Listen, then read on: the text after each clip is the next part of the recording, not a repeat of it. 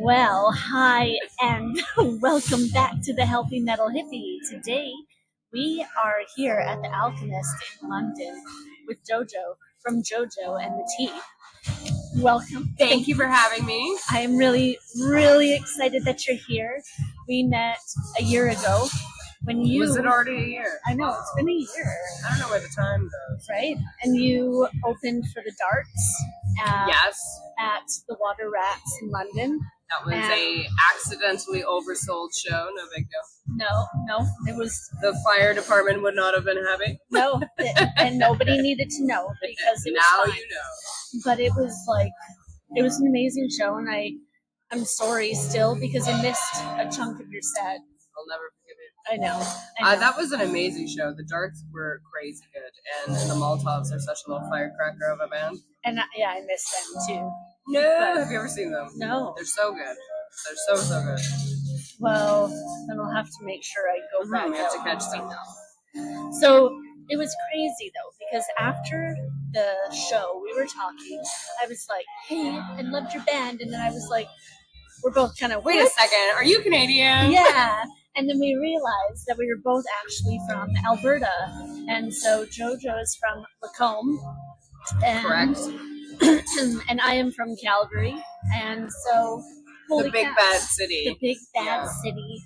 And so I'm from a 2-horse town, and you're from the big bad city. Exactly, where all the cowboys are in Cowtown. But amazingly enough, we both wound up in London, in the UK. And like for the same amount of time too. Yes.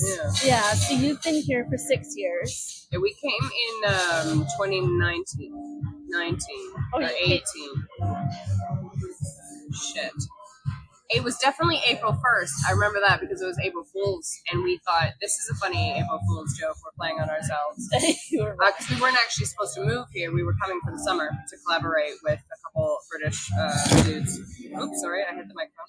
And we came with one suitcase between us. And if anybody knows me, I have a lot of clothes and shoes. There was no way I was moving across the ocean with half a suitcase.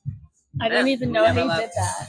Because when I moved, I think I had like 5 suitcases. That's probably normal. Plus, I had like a shipping container that was coming with everything from my house. Not everything. Yeah, no, we shared a suitcase. That's how non-committed to moving to. And then you've been here ever since. Yeah, we actually never went home. We stayed for, I guess it was 2 years or a year and a half, and then obviously COVID happened, and then we were stuck here, and we thought, I never went home during that whole time because I was afraid of not being able to come back, and I thought we had put so much work into our band, and we had built this thing, and it was kind of chugging along, and I thought, what if we get stuck in Canada and like can't get back? I just was afraid to abandon it, so we hunkered down and we stayed. So when you came over, were you already the Teeth? No, we were Jojo O and the Woods. So Ryland's last name is Woods, and we were a duo called Jojo O and the Woods, and it was a lot of the same songs though. We were like touring as a duo with those songs, and then when we met the guys, and then they kind of became our backing band, and then we formulated the Teeth off that. So we were like in the middle. We kind of like, for a while, it was like them and our band, and then we made a new band. Okay, so how long have the Teeth been around? I need the whole story. It's so long. What's the word? When you like make something and release it, we declared to the world that we were the Teeth on February 1st, 2020. Oh.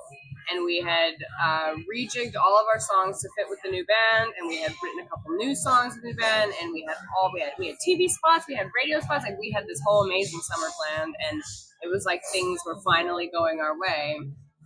We opened for Carl Brass of the Libertines at 93 Feet East, and that's when we debuted Jojo and the Teeth. And then by Patty's Day, so what was that, a month and 15, 16 days? Yeah. The entire world shut down. Yeah. So I think we played 3 gigs with Jojo and the Teeth before COVID. Oh my God. And so what did you do during COVID then? Like, you know, obviously you weren't playing out. No, the live music industry obviously shut down.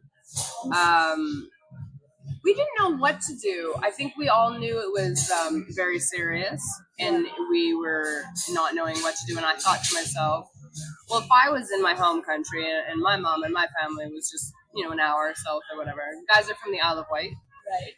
And we were in London, so it takes them like 2 hours, 3 hours. I don't know. That ferry takes 45 minutes. I know that. Yeah. Anyways, just got to get to Southampton. I would want to go home. Yeah. So I was like, you guys go home. We'll just figure something out. Which we didn't. We didn't really figure much out. And we hunkered down for 4 months, I think, and then finally we ran out of money. And we bought a Mercedes Sprinter van, and we drove to Ireland, and we lived in a van on a mountain. For all of COVID. We lived there for 6 months, and then we drove back to England. And we lived in a van in England for 6 months in the New Forest area. Yeah, we parked it in like some kind of like a campsite thing, and then we eventually rented a house in Hythe. Do you know where Hythe is? It's in the New Forest. It's like by Southampton. Oh, okay. It's a little town, and that's where we started workshopping the whole record that became our debut album. That's okay. That's amazing. It's a lot. We had to shit in a bucket for a year, so I don't know. But okay, it builds character. It shows dedication, right? Yes. Oh, we're not lacking dedication. We're lacking many things. Dedication is one of those. No, it is not. Holy cats! And so then, when did the album come out? Well, obviously, COVID delayed it significantly. Yeah. So we started recording it in October of 2021. Right. I think. And then by the time we released it, it was December 22. Oh, okay. So, but that's December 2nd. You know what, though? That's still a good timeline. It's funny. When I was living through it, it really felt like we weren't getting anything done, and it felt really slow, and I was really frustrated. And I remember just being so far up their asses, they as in the band, that we're going too slow, that we need to do more. And Kier, our old guitarist, he calls it the JoJo regime. Right. Okay. So you push those boys then. Yeah, but looking back, it's funny. We were just recording with Jack Fodry of Tova, the band Tova. Oh, yeah. We were recording a couple tunes with him, and I was saying something about how I think our biggest weakness is getting stuff out. We seem to not be able to make things happen as fast as I think we should. And he just looked at me like I was fucking crazy, and was just like, "What are you talking about? You guys are on it." And then I realized maybe I'm crazy, and maybe we are on it. Do you think that maybe you're too hard on yourself? Yeah, obviously. Yeah. And you think you should be further ahead than you are? Well, absolutely. I think everybody thinks that. I mean, but also, it felt so slow when you're in it. But I guess as an onlooker, you're like, oh, they're busting their balls, they're making shit happen. But when you're in it, you're like, oh, yeah. Yeah, and I mean, I guess I think about that because there's so many bands that, I don't know, they'll release one song every 4 years, and that's, in my opinion, that is not the way to be making progress.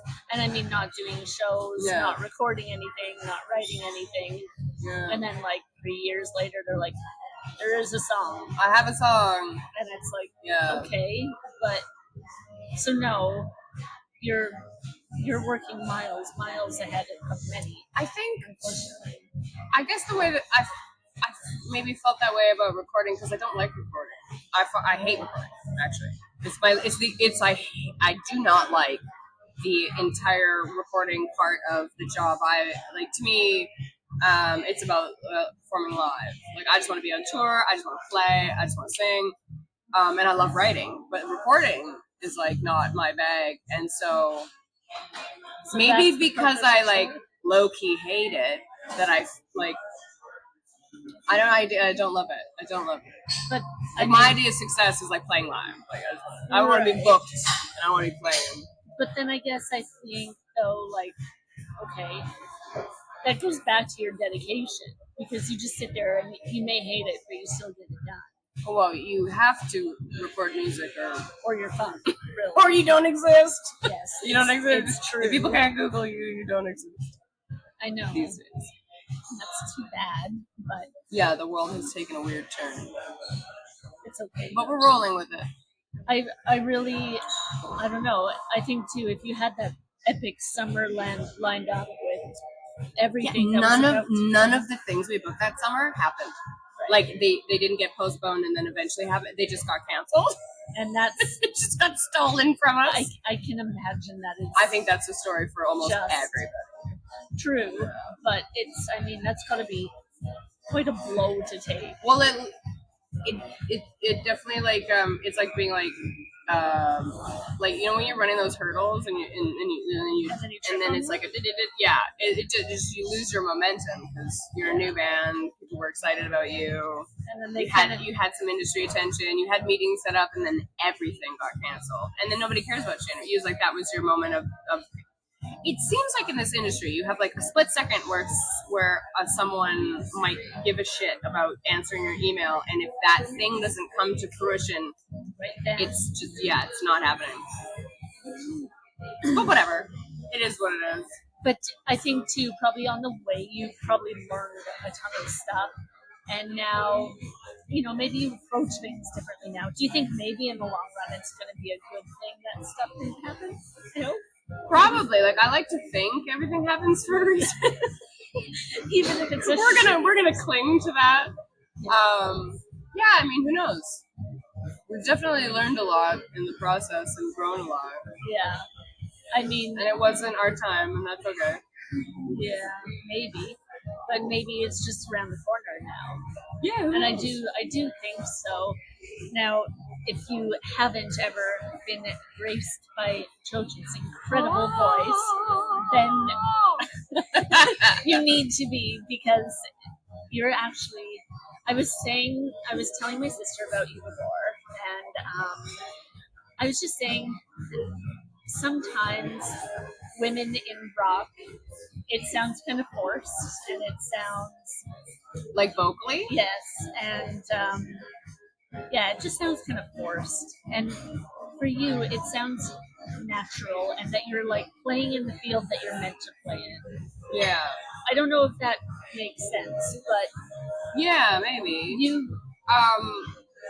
do you mean like the timbre of my voice? Is that like it suits rock? Is that what you mean? Yes. Yeah. I mean, I've been in a rock band since I was like 12. And I know, like, I went to theater school and I was in choirs, and I was definitely rejected from like the institution of, what do we want to call it?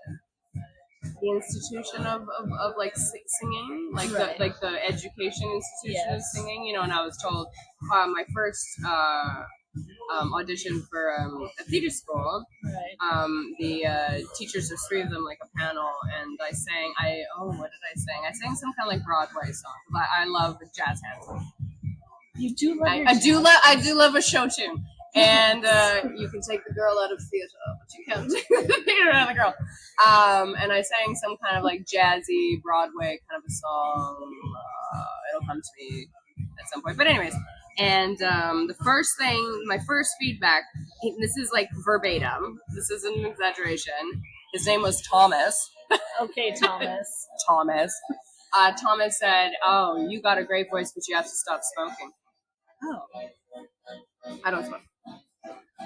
And so and I think this is like a little bit sexist, and B, just like really ignorant and an old fashioned thing. So like, if you're a woman that has like a husky voice, immediately you're an addict, or like we're smokers, we're drunks. Yeah. We're doing something to damage ourselves to have that weight and that heaviness in my voice. But it's not really raspy. It's like heavy. I have like a heavy voice. And that was my first like feedback from like industry of some kind, that was like, you have to stop smoking. And it's like, well, I'm 17 years old and I've never smoked in my life. This is just what I sound like. I'm sorry. That's crazy though. Yeah. And very presumptuous of him. Yeah, that's what I mean. I thought, oh, funny. I was very young, but I thought, Wow. What a enormous assumption about like a little girl. I mean, that's wild. And then when I said no, I don't smoke, he said you must drink then. And I was like, I like can't even buy alcohol. Yeah. Holy.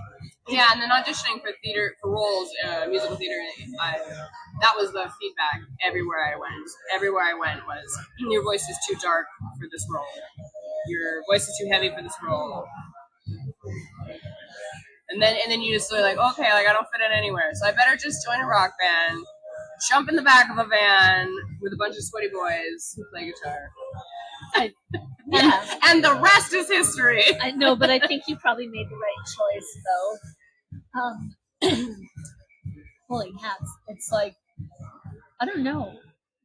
Did it bother you though, getting feedback like that, or were you just like, shit? Well, like, okay. Yeah, like I know my voice is darker than your average female singer in musical theater, but I just didn't think it mattered too much. Like I didn't realize you had to fit into such a very specific box. You know, to me, I think who sings the song best should get the role or whatever, not who sounds the most like a Disney princess. I did never really consider that. Yeah, I guess I've never thought about that either. Well, you're just young and you're just like, I can hit some notes. I got a shot at this, but you don't. You actually don't have a shot at this. I have a shot at playing witches. Sea witches. I could do a good Ursula, probably. Yes. Oh. Yeah, like you don't realize how pigeonholed you are because of like your tone or your face or I mean, and you know what? It's true everywhere, every industry being maybe not pigeonholed, but being typecasted. You got it. Yeah. You got it. Yeah. And that's I don't know, shouldn't be happening, but it is. Do you think it'll ever get better? Musical theater, or just the whole concept of women being pigeonholed into stereotypes? Well, yeah, I think it has gotten better.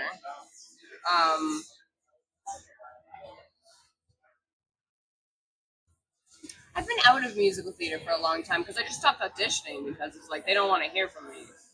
Right? So you just stop doing something that's not working for you. I just took it as like, oh, this is obviously not for me. But in music's a whole mother beast because I've always found like there's like two roles for women in music, and I'm neither of them. Is what it always felt like, you know. I don't know. That's a whole nother can of worms with like sexism and. So here's the thing. You left musical theater. Mm-hmm. We're talking about being in my furry dust. Yep. And you know, now you've kind of made this special place that's just yours. It's a little bit of musical theater. It's a lot of rock and roll. I love writing songs. I like poetry. Like I'm very lyrically driven as an artist. Like that's like the majority of. Obviously, I want to do a good job making the actual sonics of the song and making like and singing and like making the melody. But words are really. I like writing lyrics. It's a big part of what I do. You find that you connect with lyrically more when you're listening to music too, or? Yes, like if somebody's written a nice melody but they have shitty words, it's an unbearable song for me. I can't. Oh. Like when words are dumb. Yes. To me, it's very alarming, and I find it cringy. Like I go like this, and I get a little embarrassed for them. Yeah, that would be me too. Not that I think it has to be like crazy deep. Like lyrics don't have to be like. They don't have to be deep. No, but they need to be not lazy. Yes. Yeah. No, and I agree with that too. Last week when we were talking with Dover, I kind of brought up about just music being kind of stuck in an era, you know. And then I made a little whatever thinking about like if you had a song that said, you know, you're chatting with your boyfriend on ICQ. Okay, well we know it's like the late 90s that this song probably came out. Yeah, like your how do you feel about that? Because I hate that and I hate current slang. Like I would never like sing a song about texting.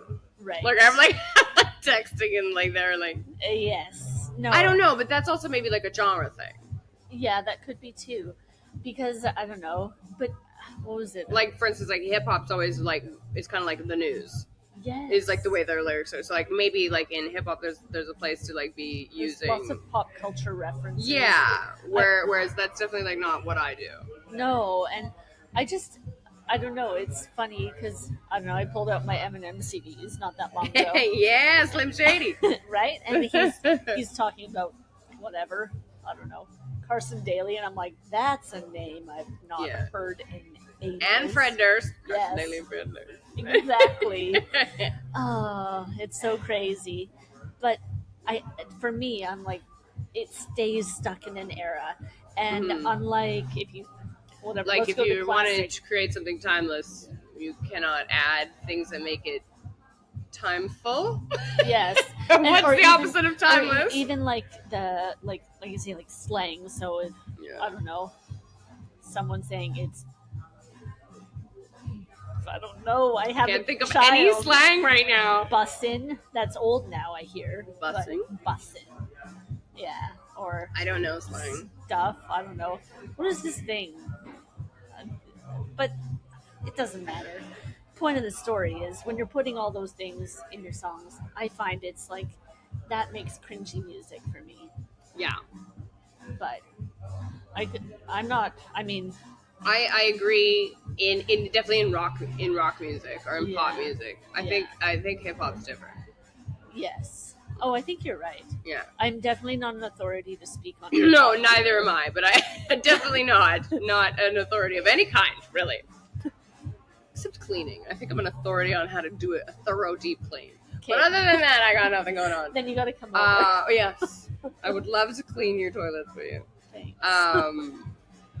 Yeah, no, I don't like pop culture references in lyrics. I think that's weird. Yeah. Okay, I just needed to bounce that off somebody else. Yeah, no, I agree. I'm with you. So when you're looking to write a new song, what do you do if you ever? I don't look to write a new song. Okay, so let me stop you right there. Okay, yeah. When you're inspiration just has to literally hit me out of absolutely nowhere. I have never sat down and tried to write a song in my life.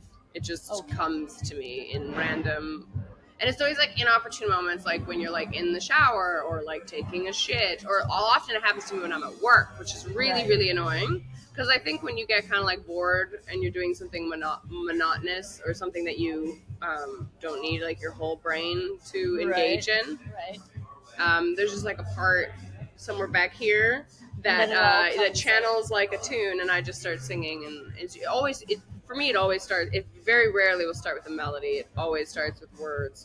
That then I kind of like dig out a melody. Okay.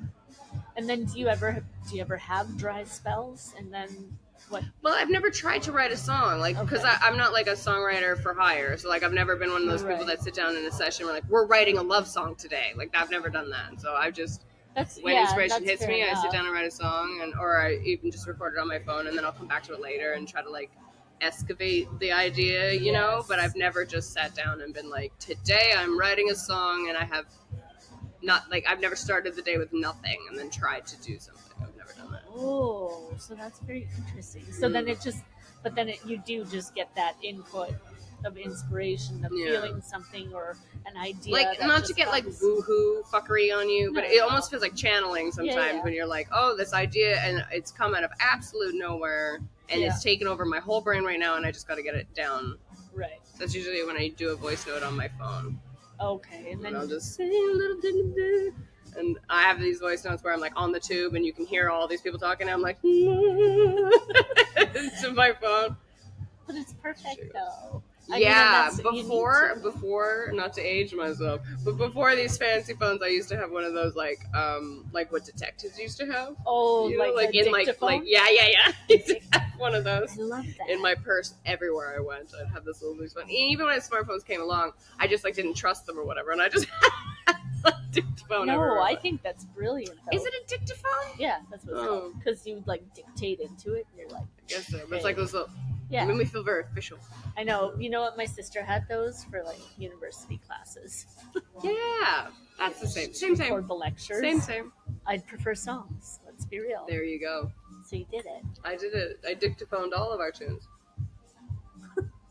And you still do in a way. Yes, I voice memo them now. And then usually, like in our band, I'll start a song or have an idea, and I usually do like a verse and a chorus. It's Right. usually how far I get. Right. And then I'll bring that idea to Rylan, and then Rylan usually then we work on it together and finish it. Flush it out. Yeah. Or vice versa. He'll do the same thing. His usually starts with a guitar riff. Okay. And like a word or two. Like he has like a sense of what the lyrics should be, Right. kind of like geared toward, but he doesn't usually write a lot of lyrics. It's usually like an essence of a lyric. And then he brings it to me, and then we finish it together. That's really nice, though, and it's good that you can bounce those ideas off each other. And Yeah, because I think there's something about having a creative partner that really knows you and really gets you, because they're not trying to put their spin on it. They're helping you excavate your idea, because they get you. Because I've worked with people before where I'm like, no, this is not, no, you're taking it, and you're turning left with it. It's like, me and Rylan really get each other. So like, when I finish his songs, I'm not trying to put my spin on them. I'm like helping him with his Right. thing. To get his ideas, his concepts Yeah, out. yeah. Right. And using my tools, whatever they are, musically to do his thing, and vice versa. But it's so, we've talked about it like on the other episodes, but having a partner that gets you and supports you is... Yeah, and it's not a competition. There's no ego involved, and you're just... But it makes it's about the everything song. easier. We're just all trying to serve the song, and that's kind of the ethos in our whole band is Right. like to serve the song. Right. So like, does there have to be a 5-minute drum solo or guitar solo here? Does that serve the song? Maybe. Sometimes yes, absolutely, and sometimes it's like, no, you're just shitting all over the song. Yeah. So like, you give and take, but I think our ethos is always, it's about the song. Yeah. No, I mean, as it should be, right? Mm-hmm. Well, I don't know. Some bands are not really about songs. Some bands are about musicianship, and that's like a whole nother But thing. I think then you're probably, in some ways, you're kind of in a different band, sort of. You're in a whole different realm then. Do you know what I mean? Yeah, because there's like those muso bands. We're definitely not one of them. No. We're like we're a song band, But I think. I think that's also important. I think you probably connect with people better in that way. Most of the like time. I don't. Maybe we're in the middle. I'm not in the middle. Right. I'm not a. I used to say that I'm not a musician. I'm an artist whose medium is music. Oh. I used to really feel like that distinction was important when understanding me, because I'm not really like I don't know. I just like don't really like care about like the nerdy side of music like at all. I just like, is it a good song? I don't know. And if it's not a good song, then do I care about the amazing musicianship on a shitty song? I kind of like don't care. And I think that's what separates me from the musician crew. No, which I understand. Yeah. And because there are. It's kind of like I don't play. I can play guitar a little bit. It's not something I would ever do in front of a live audience or anything. But you can tinker. My instrument's my voice. That's like, I'm a musician based on the fact that I'm a singer. But I just kind of feel like if you oversing because you can, you're not serving the song. You're serving like your ego. And I feel the same about music. So like, those singers, I don't think we have to name names. The singers that you're like, oh, just because you can hit every note in the fucking, are you improving the song, or are you just proving that you have a big voice? Yeah. It's sometimes it's just like, no, but you don't have to do the most. You just serve the song. You need a different approach. You're right. Exactly that, to serve the song, to serve the feeling. Just because you can shred, make it the most do you impactful. have to shred over every second of the song? Yes. It's subjective, but in my opinion, no. And I mean, there's probably time and place. I think there's always time and place, and I'm a big fan of a guitar solo. Yes, but I'd hope so. In a rock band, if you didn't like some people guitar don't solo, like guitars. I think it's so weird. Yeah, that is weird. It's like, if they're good at it. Illegal to not like yes, a it good should be guitar illegal. solo? I agree. Well, before we had like our microphone malfunction, we were kind of talking about just that feeling of never fitting in somewhere Mm-hmm. and creating a community where people kind of. Oh, is that where we got cut off? Yeah, that's where we got cut off. We got cut off. But it was really important. In the part about making our own little worlds? Yeah. Okay. So my approach to my own career has always been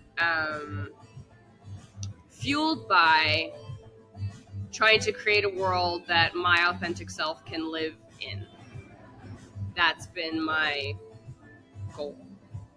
And yeah, I think it's beautiful, and I think more people need that safe space to come to and to feel, if they're feeling like welcomed in that world that you've created. Mm-hmm. That's where everything just blossoms and everything grows. Yeah, and that's I think if you give yourself, sorry, I hit your computer. It's fine. If you give yourself permission to be your most authentic self, you inherently give the people around you permission. Do you know what I mean? Like, Yeah. if you're living in your authenticity, it kind of like, it's a ripple effect. And I think a lot of people either haven't given themselves permission, they've had that stripped away from them Somehow, in yeah. some way, whatever it may be. Yeah. Teachers, partners, parents, abuse, whatever. Just low self-esteem. Yeah, I mean, the world has a way of beating you down, and you don't even notice. It's like it's just like a ting ting, like picking away at your self-worth until there's nothing. You don't recognize yourself anymore, or you don't even know that you don't recognize. Like, you become detached from your sense of self. And I think that's something that artists, it's kind of like our mission is to just never let that go and never let that little kid, that little, like, the child in you that's just like, because I really do think, and in my own journey, I think you come back to yourself as a child. Yes. The older you get. I literally think that's how the whole thing works. I think you like start as so pure and just like your pure self, and then you stray so far away from it, becoming an adult, and then you spend the rest of your adulthood just coming back to that little girl inside your chest who's like just wild. Yes. And free, and I think that as artists especially, like, that's our job, is to keep that little kid alive and well. Yeah. Yeah. Keep them safe and then let them grow. Yeah. Yeah. Especially when we've all turned them off. I mean,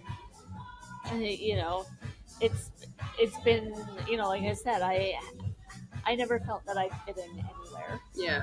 I feel more at home now that I'm living in England than I ever did in Canada, or and now that my life has taken a completely different path the past couple of years, it's like I'm building those communities and those safe spaces for myself, and you find your tribe and the people that belong in it. Yeah. And I think when you have that, and when you're building that, life just gets like exponentially better, and it gets simpler. Yes. And this is like kind of like where I am right now as well, where like life not very long ago was very complicated. Yeah. And complex and layered and just like muddy, murky. Yeah. And life's just it's actually just really simple. I think it's so simple that it's confusing. But we make it confusing. Yeah, like we make it confusing. We make it harder than it has to be. And I just kind of think, I think a lot of that might be connected to self-worth, like to like your own value of yourself, and which isn't the same as self-confidence. I think self-confidence is a different thing entirely. Yeah, I think so. That's like a whole nother topic. But I was thinking about this today, weirdly, that like self-worth and self-confidence, because I feel like I'm totally confident. Yeah. And like I would never have thought of myself as someone with low self-worth. Right. Until I really understand the difference between self-worth and self-confidence. Right. And it's like I would never inconvenience someone ever. I would never do that. But that's kind of like, why can't I inconvenience you? Because I'm a fucking person. I take up space, But I would never impose on another person. And I realize I have spent my whole life like making sure that I'm never imposing on people. And like, what the fuck's that about? People please. In a way. It's like, in a way. I suppose, yeah. It's like just taking up a smaller space than you do. Yeah, and you're allowed to take up space. Yeah. Which I mean, this is something I'm learning too. Yeah. Right? Like, and all these things are just, just little steps on the path to becoming that best version of you, which I also Totally, think yeah. is a moving target. But Oh, definitely. I think that's changing all the time. And I think that's the point, though. yeah, You never arrive. You don't arrive. No. It's just constantly, shifting. I think that's the best part of life. Honestly, I really do. That there's always something new to learn, and there's always change. Yeah, There's always sometimes I get something exhausted exciting. of learning, though. Do you, like, sometimes Yeah. I'm like, if I have to experience another thing, Yeah, okay. gonna There's moments where you're explode. like, can I just have a break? I just want to just not learn something today. Right? I don't need a life lesson. Not today. Not today, Satan. Exactly. It's so Yeah. true. Oh my It God. can be like that, It's, for sure. it's crazy. But yeah, that's kind of, anyways, what I my band ethos and my personal ethos as an artist is just to create a safe space for baby JoJo, and in doing that, you create safe spaces for other people that identify with you. Yeah. And I think you're doing a really, really good job with it I hope so. so far. And I know I'm you're working on it. I'm doing working well. on it. It's when I saw you, I was truly captivated by you. Thank you. Just your performance and everything. Like you are something special. You're something else. Thanks. It's true. And I'm happy that to find another Canadian in London. Yeah, It's Canucks. kind of Woo. exciting though, because you just, I don't know. You'll have to meet my friend Kendra. She's Yes. from Manning, Alberta. Oh. Manning, that's like way up north. I've actually never been to Oh, yeah, Manning. I I don't think honestly I've ever don't heard of know where it is. I know it's way up north. She went to Regis College with me, so that's how I met her. Oh. But I've never been to Manning. But I'm under the impression it's way up. Way up. Way up. I think it's like a 9-hour. We should Google that. Oh, that sounds like a long drive. Yes, but I think so. I'm Googling it right now so that we have it correct. Manning, Alberta. that's Alberta. it's just, I never would have thought that I'd Manning. meet. Yes, northern Alberta. Right. Northern County of Northern Lights. Oh, so We're it's learning things. It's way north. It's way up. It Yeah, it anyways. couldn't be any further north. But she's in London too. We should have we should all go. There's that Toronto bar or whatever it's called. Oh, You heard of it? It's like the Maple Leaf or something. Oh, probably. And it's like a Canadian Theme. like Do they have- hockey theme. Oh, Which, by the way, I'm not interested in hockey no, like me at neither. all. So maybe we This should. is why we don't live there. Sorry, but maybe Sorry to all the hockey fans. Sorry, not sorry. maybe we'll go to a different bar. Well, there's poutine there, and I wouldn't mind having a poutine. Okay. But other than, and a Caesar. I don't like poutine. Do you like Caesars? No. Oh my God, blasphemy! I know. Sorry, but Uh, I'm sorry. We'll have to go. I forgive somewhere, you. though. I forgive you. This is the only Canadian thing about me, really, is that I actually really do like Caesars. That's fair. They were invented in Calgary. Yes, Yeah. and so was ginger beef. Really? You got it, girl. That is brand new Ginger beef. information. Yeah, lots of magical things invented. I in do Calgary. like ginger beef. Yeah, I do too. I do miss that. And when people are like, "Yeah, we have." Do you not ginger have it beef," here? No. I have not noticed that. Yeah, it's but not also here. maybe I'm not ordering ginger beef everywhere I go. I guess. It's not here. It's like it's a Canadian thing, but it's from Interesting. Calgary. So I'm gonna Google that too. we'll have to make some one day. It'll be good. If you haven't had it, I think in the States they have like orange something or Like other. citrusy beef. I don't know if it's beef or if it's like chicken, but it's gross. But ginger beef, it's kind of like Ginger beef is so caramelized and like gingery and sweet almost and fried, and it's so good. And, I'm like, like, tough. yeah, It's like jerky. almost, yeah. Yeah. But it's made from that ginger beef restaurant in Chinatown is where it was invented. I'm pretty sure. Don't quote me on that. We're Googling. Yeah, we're gonna find it out. We'll put it in the show notes. Fact checking. Yes. So you have a ton of dates that you're. Yeah, we have an okay summer coming up. Yeah. Lots at the Hope and Anchor. We have two at the Hope and Anchor. only They're two? different promoters. Oh, okay. They're 2 months apart. Right. Which is a little close, but actually, weirdly, the Hope and Anchor is where we all met. Oh. It is our band meeting spot. Oh, that's so cool. Yeah, and the one on August 17th, Right.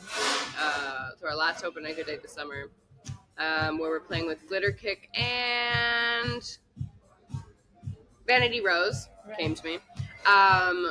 That is actually the date. It's our bandiversary. Oh. Yeah, we're playing a gig on the same day at the same pub where we met.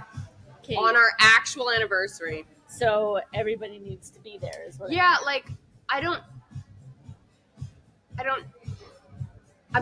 think anything's a coincidence. So we were offered that date, and I was like, that's really weird that like we got offered from Sam Wild, the promoter. He messaged me and he's like, are you available August 17th to play at the Hope and Anchor? And I was like, I can't not play because that's like where we met on our anniversary. And it was like, that feels like fate-ish. Yeah. That feels like... Oh, yeah. It feels like, absolutely. I don't know, the universe giving me a trinket. I don't really know. So we're playing it. So I'm going to assume it's going to be magical. Yes. That would be amazing. Okay, so that's where, so now I need to tell you the story. Me and Rylan were on tour as a duo, and we played the Hope and Anchor and a band called Confed Fred from the Isle of Wight, a trio. They opened for our band. And it was, and then we had a Canadian, weirdly, another Canadian solo singer called Jessica Pruneau from Quebec. Oh. And she opened the show, and then they played as the main support, and then we were the headliners. There was absolutely no one there, and we just basically played to each other. Oh. And they were so amazing. Like they were such a good band. They're so talented players. Where you're just like, this is like everything I've been looking for like in a band. And me and Rylan we talked. So that was our tour, and then we went to Scotland, and then we went to Barcelona, and then we did all across the Costa Brava in Spain. And the whole time we just were like, I can't stop thinking about these British boys. Like they just were so good. And when we got home, and we recorded an album when we got home, and I was really miserable about the production, and I just wasn't. You know when you found something that clicks, and then you're so fucking aware that nothing else is clicking? Yeah. Yeah, and I was like, I gotta go to England. Like, whatever's going on here is like, fuck this. Like, anyways, so I messaged these guys, and they're all so quiet, and like, they probably thought I was just like this crazy Western lunatic. And I messaged their Facebook page, and I said, yeah, we're coming to England. We weren't coming to England. We were only going to England for them. It'd be cool if we could like work on a couple tunes together, maybe record, like, and so I offered them money. I offered them £800 each, right, to be the backing band on our next record, which we never ended up making. And they were all like, yeah, because they just wanted money. Yeah. I don't think they gave a shit at all, probably. And we came to the Isle of Wight, and then we never left. That's crazy, though. Yeah, and all at the Hope and Anchor. Surprise! On August 17th. Oh my gosh. Mm-hmm. That's my mom's wedding anniversary. Ooh, synchronicities. No. Or is it my cousin's birthday? They're like, no, it's my cousin's birthday. Sorry. Still a synchronicity. It is, and he's a musician. It's gotta count for something. So. The coincidences. Oh, that's amazing. Oh, I love that. But so other than those, but you have a bunch more dates, though, don't you? Yeah, I'm really bad at remembering dates, so I'd have to read it for you. We're gonna put it in the show notes. Okay. So now you can pop up the poster. Hey. But you do have a ton of stuff coming up. Yeah, we're always really busy. I think I said earlier, live is where we thrive. We're not a studio band. We're a live band. Yes. We love playing live. We love putting on a show. So we always try to stay booked. Which is amazing. And then you're recording new songs right now. Yep. A little bit in the process of. Yeah, we're doing 2 at a time. And hopefully by the end of the year we'll have an album. And so you need to look out for that, because the one that you have out already is fabulous. And so now. That was such a blood, sweat, and tears to get to that, because there's so much more to it than we have time to ever go through on a podcast. But yeah, a lot of those songs have been redone by, we recorded some of them 3 times. But and this either shows how insane I am, or maybe it showed like I'm just a hunter for like what I didn't want to give up on these songs because they weren't in their previous versions. They weren't given justice, is what I felt like, and I just like couldn't fucking sleep until we re-recorded these songs the way I imagined them. But I think that's fair though, and then you have that vision. You need to follow it. Yeah, and so a lot of the songs on our album we had been playing for fucking ever and ever, and I didn't like. I wanted them to exist in a way that I felt them. Right. And they had only existed in ways I was like not happy with, and I just like couldn't drop it. I couldn't drop it. But you got there. We got there. That's the So that's what I mean about like that album. Like, it's such a triumph. It's such a triumph. No, and it's honestly, and it's so good though. So. Thank you. I think it turned out really well. It just is what it is, and that's another part of like our ethos as a band, or has been up until this point, is like if we can't do it live, we don't do it on the record. So there's no layers, there's no double tracks, we didn't double any vocals. It's like, and we didn't splice any vocals. That's one take from beginning to end. That's amazing. Like, that's just how we did everything. The only thing we overdubbed, well, obviously overdubbed vocals. They weren't live with the band, and lead guitar. That's amazing though.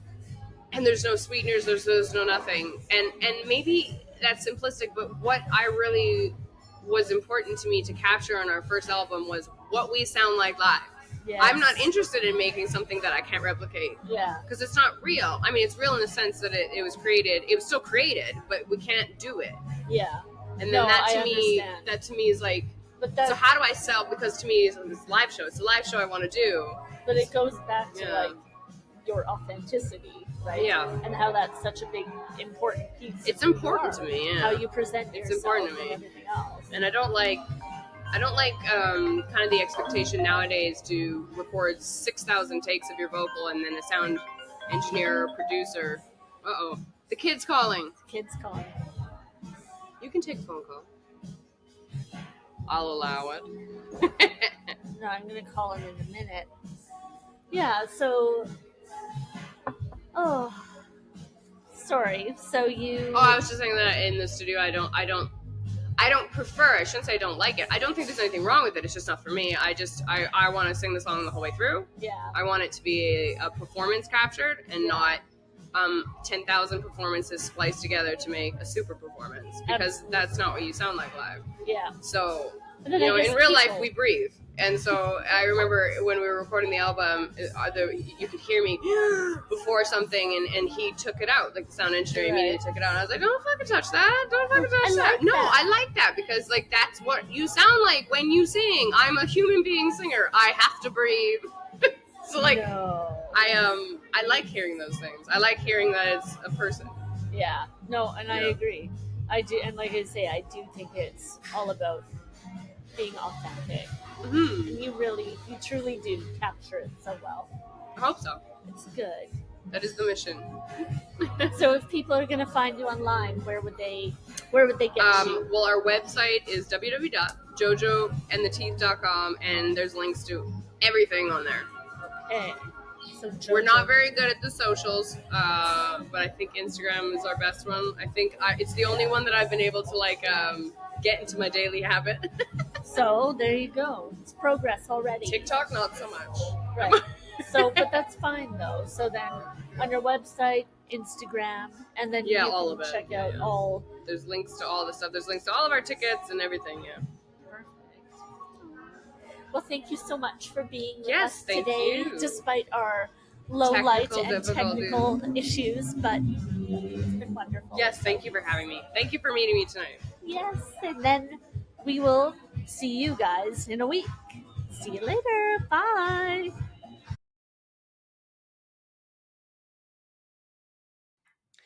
Thank you so much for joining us today on the Healthy Metal Hippie podcast. If you're looking for more, head to healthymetalhippie.com and let's connect. Until next time, wishing you a magical week. See you later.